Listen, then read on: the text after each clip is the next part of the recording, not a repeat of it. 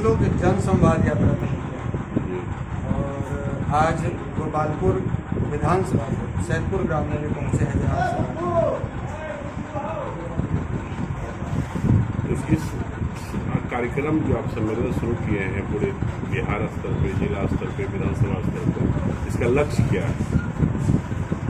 जन संवाद का लक्ष्य स्पष्ट है कि जनता के बीच में जाकर संवाद स्थापित करना और पॉलिटिकल पार्टी के बैनर तले यदि संवाद हो रहा है तो निश्चित रूप से आप पत्रकार हैं, आपको बताने की जरूरत ही नहीं है कि इसका राजनीतिक लाभ भी हमारी पार्टी को मिले, यानी कि भविष्य में हमारी सत्ता में हिस्सेदारी हो।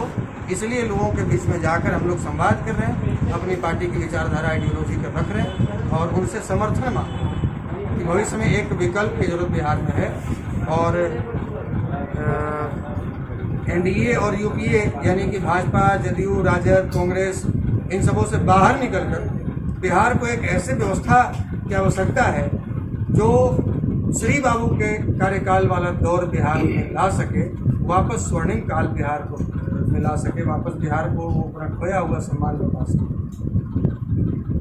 तो अभी मतलब आप जो बिहार में जो कार्यक्रम कर रहे हैं सिर्फ जाति फैक्टर पे कर रहे हैं कि राजनीतिक फैक्टर पे कर रहे हैं? देखिए, पॉलिटिकल कार्यक्रम हमारी पार्टी के बैनर तले यदि होती है तो एक जाति विशेष के लिए तो ये पार्टी है और कोई भी पार्टी कहने को तो राजद मतलब यादवों की पार्टी, जदयू मतलब कुर्मियों की पार्टी, लोजपा मतलब पासवानों की पार्टी, हम मतलब माझी की पार्टी, वीआईपी मतलब मल्लाहों की पार्टी।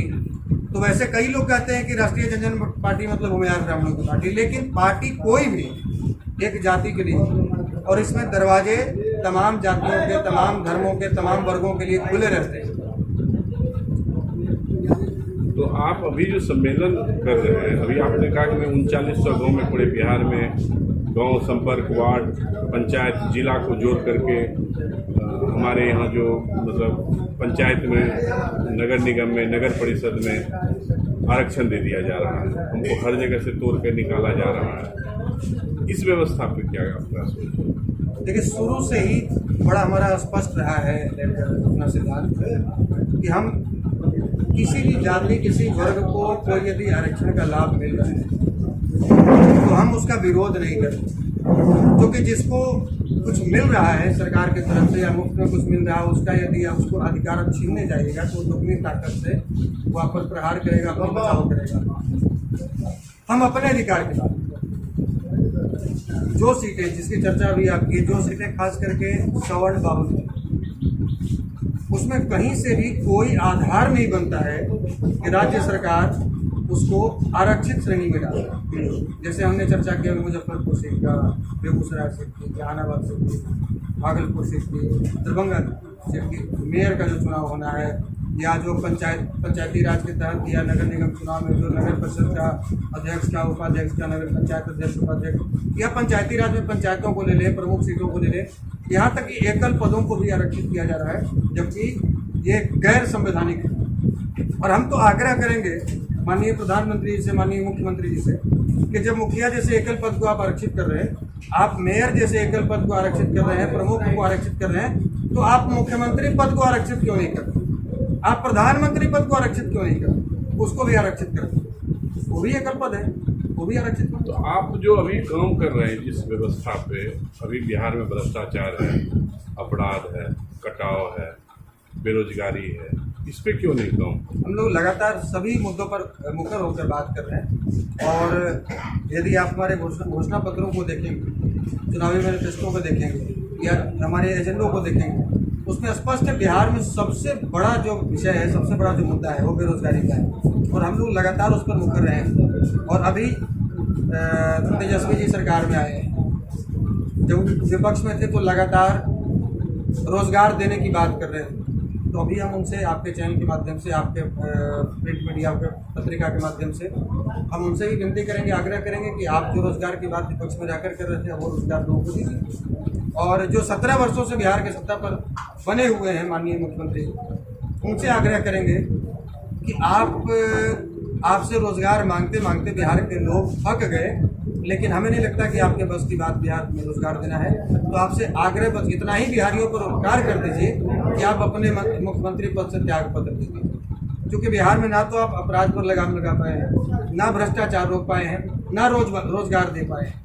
तो आप हर मोर्चे पर विफल हैं और अभी आप प्रधानमंत्री बनने का सपना देख रहे हैं। तो बिहार में तो आप न रोजगार दे पाए, न भ्रष्टाचार मुक्त कर पाए, न अपराध रोक पाए, और देश का प्रधानमंत्री बनने का सपना देख रहे हैं। तो देश को आप क्या दे देंगे और देश आपसे कैसे उम्मीद करते हैं?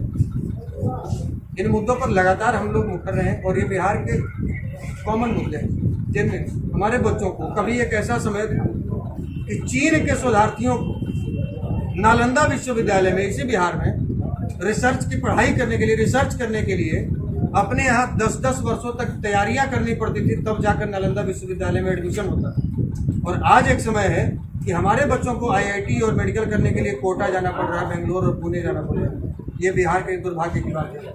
कभी एक समय था कि दूसरे देश के, जब आज़ादी के बाद 20 वर्षों के बाद एक अंग्रेज सर्वेयर देश में आया, बोला कि भाई अब देश हमारा भारत आज़ाद हो चुका है, तो सबसे तेजी से विकास करने वाला राज्य कौन सा है? तो पूरे भारत में दौरा करने के बाद जब वो सर्वेयर गया तो वहाँ जाकर फीडबैक दिया कि सबसे तेजी से विकास करने वाला राज्य बिहार है। उस समय डॉक्टर सतीश सिंह जी मुख्यमंत्री थे बिहार के। बिहार में नए नए उद्योग धंधे लगे थे, चीनी मिल बैठे, गत्ता मिल बैठे, जूट मिल बैठे, सिल्क उद्योग लगा, बहुत तरह के उद्योग धंधे लगे।